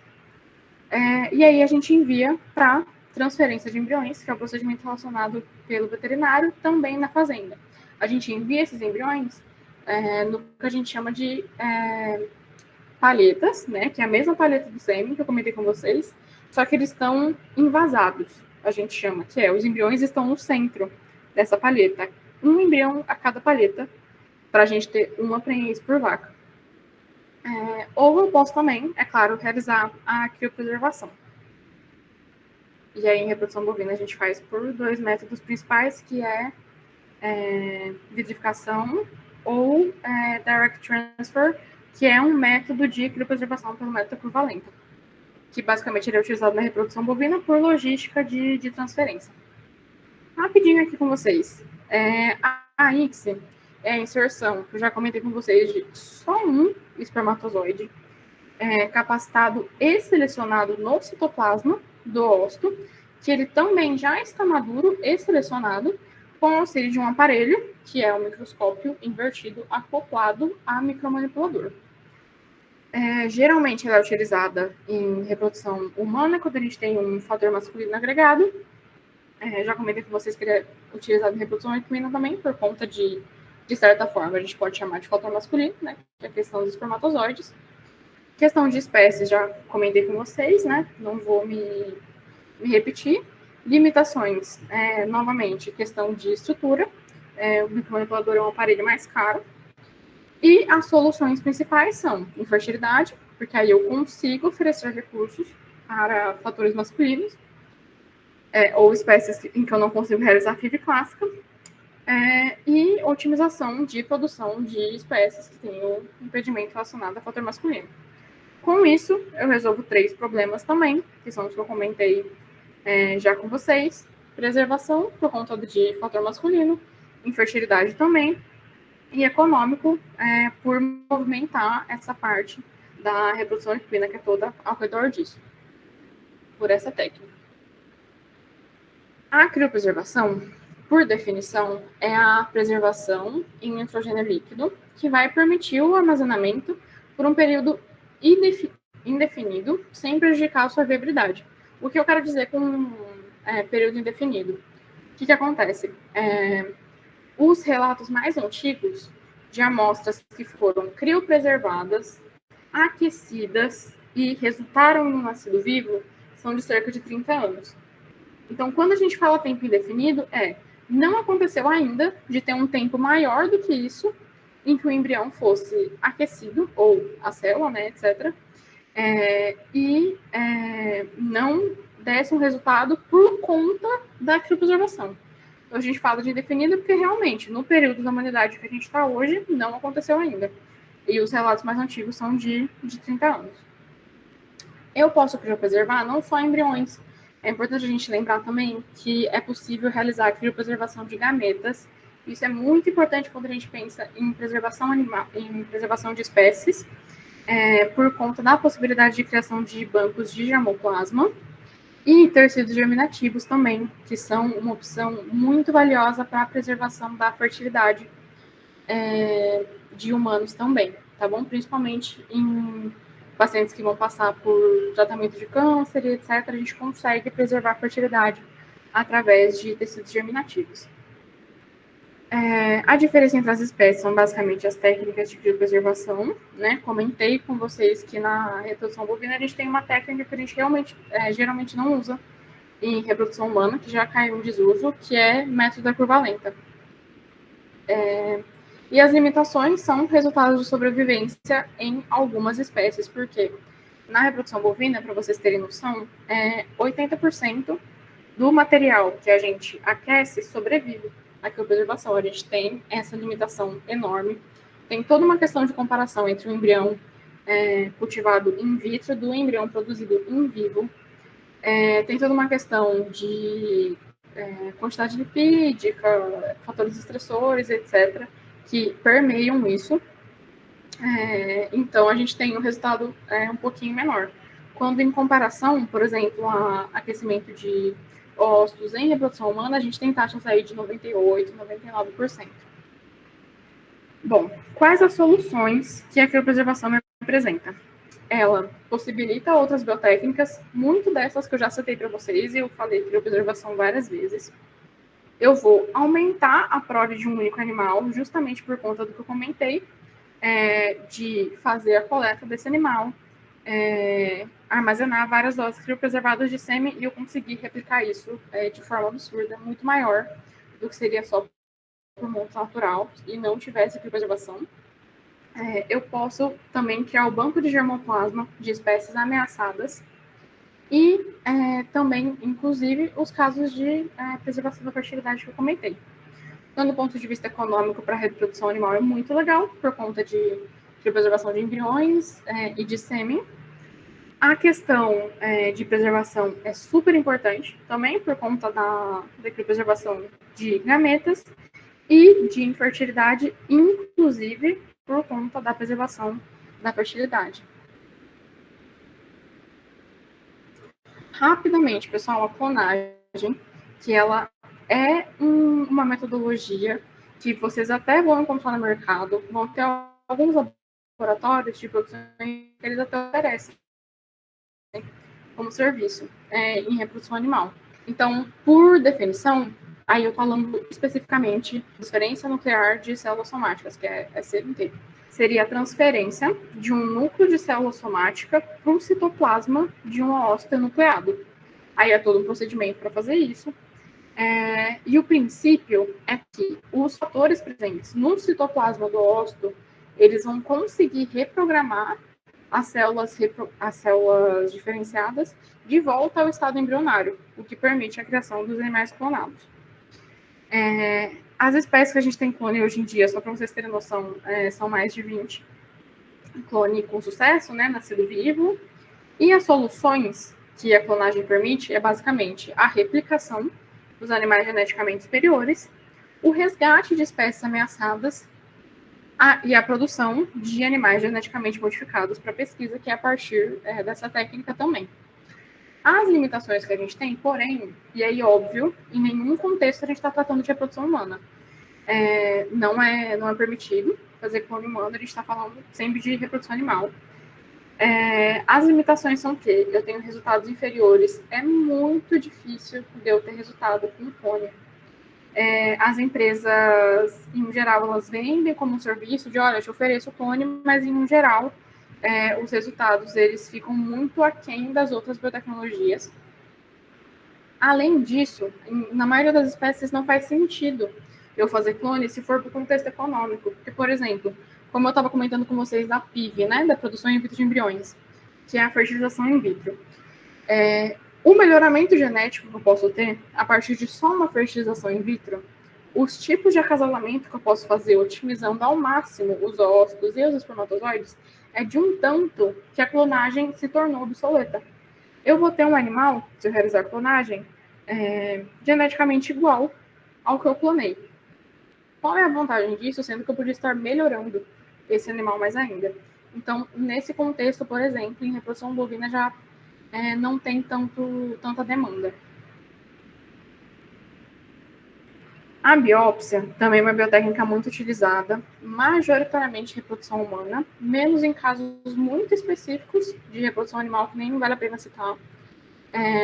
Ela vai ser, por definição, a retirada de células de um embrião para análise genética, que seria basicamente, né, os PGTs que existem. Só que eu não posso fazer isso somente com embriões. Também tem a possibilidade de eu biopsiar corpúsculo polar, blastômero, enfim, e blastocistos, né, que é o que está aqui na imagem. Então, já comentei com vocês que a espécie mais utilizada é a humana, e as soluções que ela traz é justamente para eu conseguir evitar diagnosticar antes, né, justamente por esses PGTs, esses testes genéticos pré-implantacionais, ou seja, pré-transferência, antes de eu transferir esse embrião na mulher, eu já consigo identificar se tem genes específicos, justamente para eu conseguir ter uma gestação a termo aí com sucesso e não ficar transferindo cegamente vários embriões que talvez não estariam geneticamente normais. A limitação dessa técnica é sim a possibilidade de danos aos embriões. A gente não vai ter, basicamente, relatos, né? Como se fosse uma comprovação científica de que 100% é a mesma coisa que eu tivesse transferido a fresco. Então, a gente tem que tomar cuidado nesse sentido, mas em casos específicos é uma ótima opção.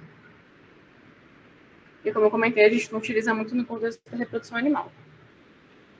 Pessoal, sobre as principais biotecnologias da reprodução que a gente utiliza, são essas 9 que eu comentei com vocês. Que a gente utiliza, que eu digo, que vocês vão encontrar no mercado, que são procedimentos de rotina nos laboratórios.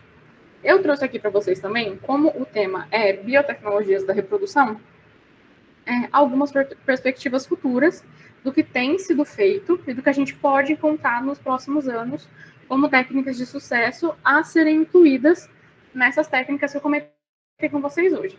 Então, a gente vai ter, primeiro, a TIFOI, que está em desenvolvimento ainda, que é a transferência intrafolicular de ócitos imaturos.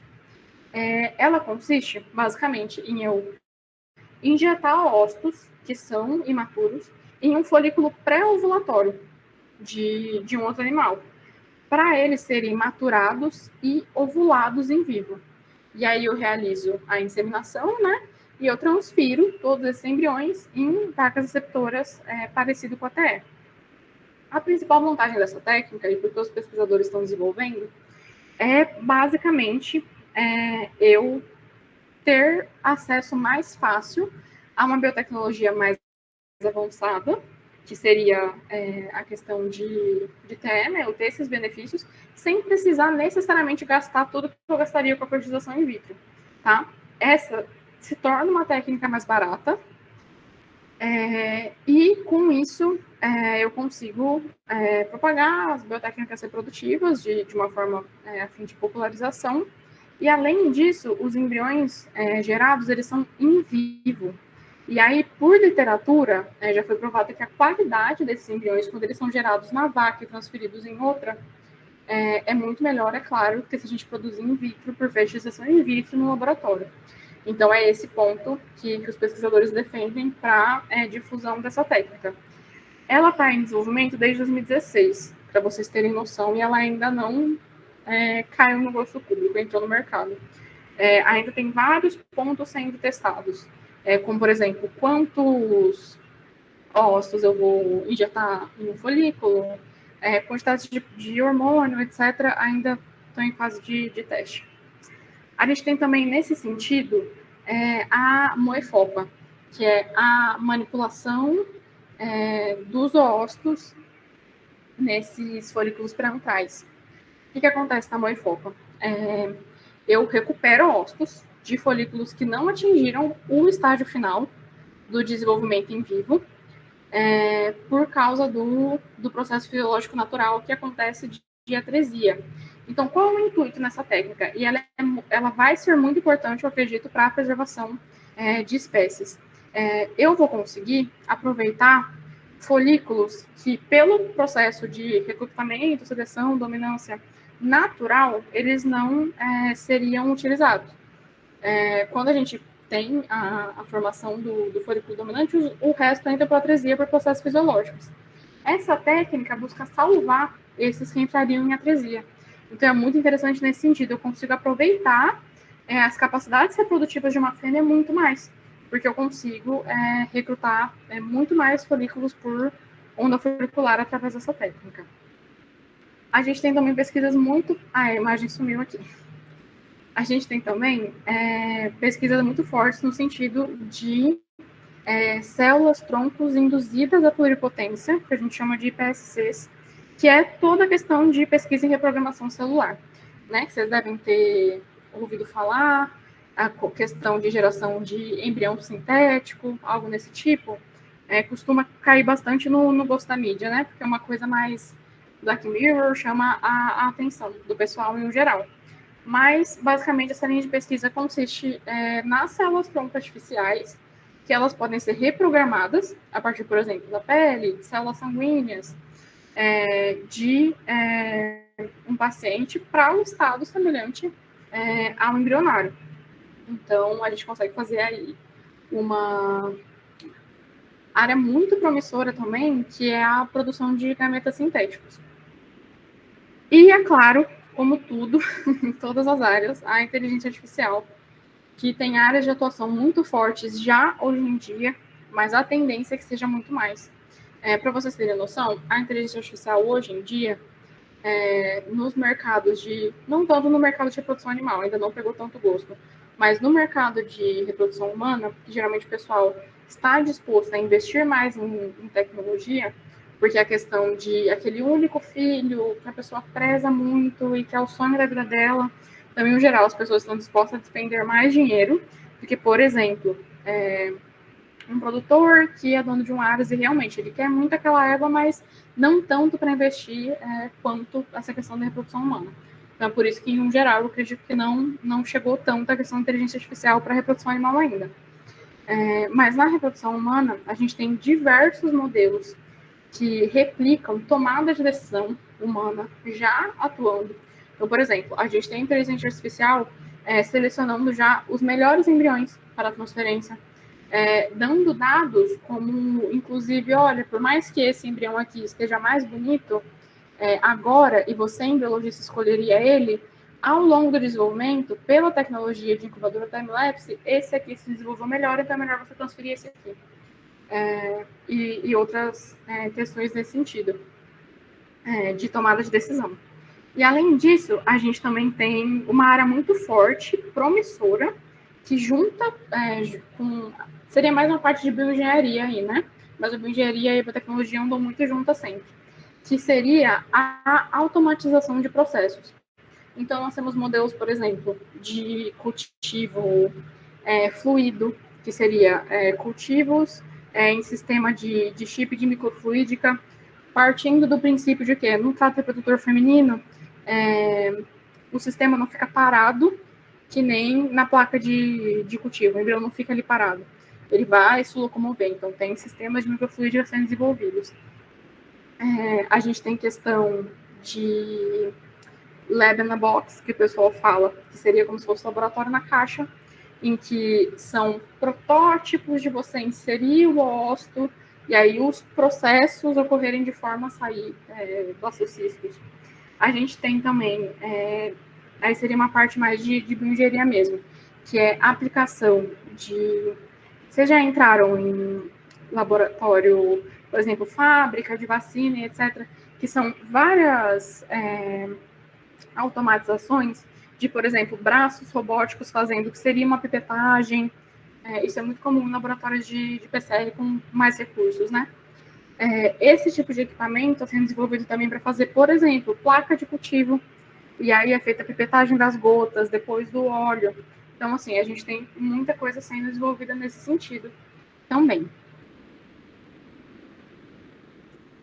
Essas são as principais referências. Se vocês quiserem dar uma olhadinha como material complementar da aula, aqui também.